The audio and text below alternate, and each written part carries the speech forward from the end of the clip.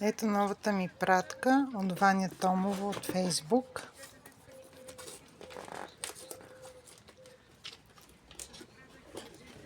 Момент само.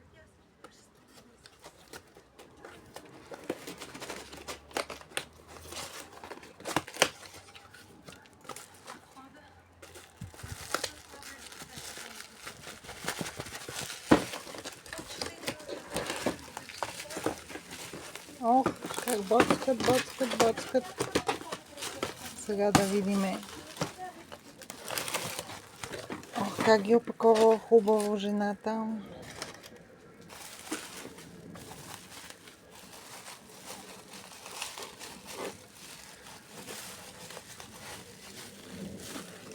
Ето ги трички са.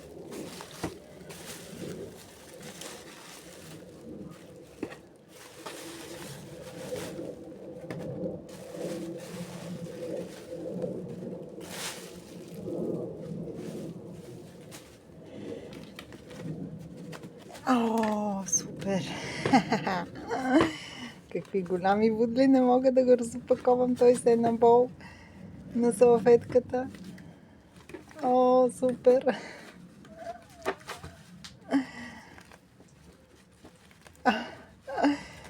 Много трудно става. Момент само. Ето го. Това е ферокактус, само че ще ви напиша допълнително името, цялото какво е. Много е красив. Боже, какви будли, такъв нямам изобщо. Тук имам един ферокактус, но той ми е ферокактуса. Ето този ли беше ферокактуса? Да, ето го. Това ми е ферокактуса, който имам.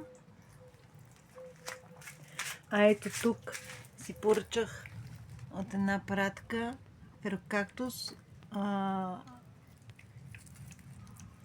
грасилис и този, а този е латиспинус. Ето го и този. Имам и макродискус. Ето го. Но такъв нямам. Много е красив. Разкошен. О, супер.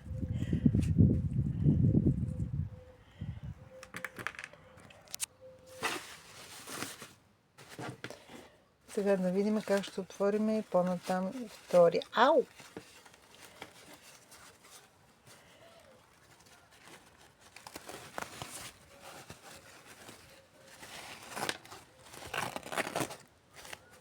Ето го.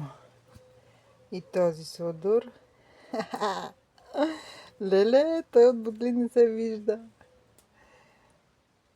Направо е уникален. Чакайте, че май му изхвърлих табелчетата. Да. Ето. Това е ферокактус. Момент само.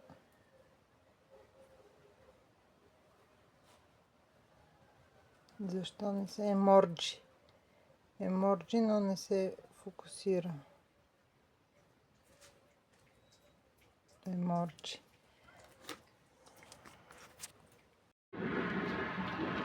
Както си има от Ваня Томова от Фейсбук.